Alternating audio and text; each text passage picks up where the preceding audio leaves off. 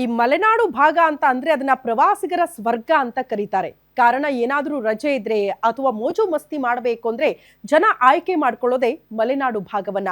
ಈಗಲೂ ಕೂಡ Christmas holiday ಜೊತೆಗೆ ಹೊಸ ವರ್ಷ ಬರ್ತಾ ಇದೆ ಅನ್ನೋ ಕಾರಣಕ್ಕೆ ಅತಿ ಹೆಚ್ಚಿನ ಪ್ರವಾಸಿಗರು ಮಲೆನಾಡು ಭಾಗಕ್ಕೆ ವಿಸಿಟ್ ಮಾಡ್ತಿದ್ದಾರಂತೆ.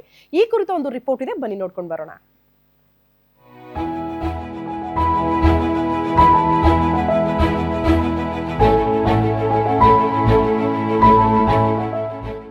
ನಮ್ಮ ಮಲೆನಾಡು ಯಾವಾಗ್ಲೂ ಪ್ರವಾಸಿಗರ ಹಾಟ್ಸ್ಪಾಟ್. ರಾಷ್ಟ್ರಕವಿ ಕುವೆಂಪು ಅವರ ಜನ್ಮಸ್ಥಳ ಕುಪ್ಪಳ್ಳಿಯಿಂದ ಹಿಡಿದು ವಿಶ್ವವಿಖ್ಯಾತ ಜೋಗ ಜಲಪಾತ, ಸಕ್ರೆ ಬೈಲು, ಆನೆ ಬಿಡಾರ, ಕೊಡಚಾದ್ರಿ ಪರ್ವತ ಶ್ರೇಣಿ, ಆಗುಂಬಿಯ ಸೂರ್ಯಾಸ್ತಮ, ಸಿಗಂದೂರು ಚೌಡೇಶ್ವರಿ ದೇವಾಲಯ, ಕಾಡೊಳಗಿನ 10 ಜಲಪಾತ, ಅಣೆಕಟ್ಟು, ಪಕ್ಷಿಧಾಮಗಳು, ಹೀಗೆ ಸಾಲು ಸಾಲು ಪ್ರವಾಸಿ ಸ್ಥಳಗಳ ನೆಲೆಬೀಡು ಈ ಮಲೆನಾಡು. ಹೀಗಾಗಿಯೇ ಪ್ರವಾಸಿಗರು ಸಮಯ ಸಿಕ್ಕಾಗಲೆಲ್ಲ ಮಲೆನಾಡಿನತ್ತ ಓಡೋಡಿ ಬರ್ತಾರೆ. ಸಾಲು ಸಾಲು ರಜೆ ಸಿಕ್ಕ ಹಿನ್ನೆಲೆ ಮಲೆನಾಡು ಶಿವಮೊಗ್ಗಕ್ಕೆ ಪ್ರವಾಸಿಗರ ದಂಡೆ ಹರಿದು ಬರ್ತಿದೆ. ಇದು ನಂದು ಫ್ಯಾಮಿಲಿ, ನಾವು ಎಲ್ಲ ಇದು ಬಂದಿದ್ದೀವಿ ಕ್ರಿಸ್ಮಸ್ ಒಕೇಶನ್ದಲ್ಲಿ.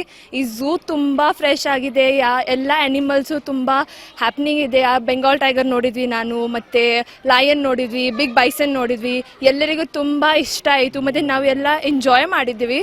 ಏನು ಪರೀಕ್ಷೆಗಳು ಆರಂಭವಾಗುವ ಮುನ್ನವೇ ವರ್ಷಾಂತ್ಯದಲ್ಲಿ ಕೈಗೊಳ್ಳುವ ಶಾಲಾ ಮಕ್ಕಳ ಶೈಕ್ಷಣಿಕ ಪ್ರವಾಸದ ತಂಡಗಳು ಕೂಡ ಮಲೆನಾಡಿನತ್ತ ದಾಂಗುಡಿ ಇಡ್ತಾ ಇರೋದು ಮಲೆನಾಡಿನ ಪ್ರವಾಸಿ ಕೇಂದ್ರಗಳಂತೂ ಫುಲ್ ಖುಷಿಯಾಗುವಂತೆ ಮಾಡಿದೆ. ಅಲ್ಲಿ ಸುಮಾರು ವಿಸಿಟರ್ಸ್ ಈ ಸಲ ಫುಟ್ಫಾಲ್ ಇನ್ಕ್ರೀಸ್ ಆಗ್ತಾ ಇದೆ. ಸೊ ಅದಕ್ಕೆ ಮುಖ್ಯ ಕಾರಣ ಏನು ಅಂತ ಅಂದರೆ, ನಾವು ಅಕ್ಟೋಬರ್ ತಿಂಗಳಲ್ಲಿ ಅನಿಮಲ್ ಎಕ್ಸ್ಚೇಂಜ್ ಪ್ರೋಗ್ರಾಮ್ ಮಾಡಿದ್ವಿ ಇಂಡೋ ಝೂ ಮತ್ತು ಔರಂಗಾಬಾದ್ ಝೂ ಜೊತೆ. ಸೊ 6 ಟೈಗರ್ಸ್ ಮತ್ತು 2 ಲಯನ್ಸ್ ನಮ್ಮ ಇನ್ವೆಂಟ್ರಿಗೆ ಆ್ಯಡ್ ಆಗಿದೆ. ಅದರಲ್ಲಿ ಇಂಪಾರ್ಟೆಂಟ್ ಅಟ್ರಾಕ್ಷನ್ ಅಂತ ಅಂದರೆ ವೈಟ್ ಟೈಗರ್.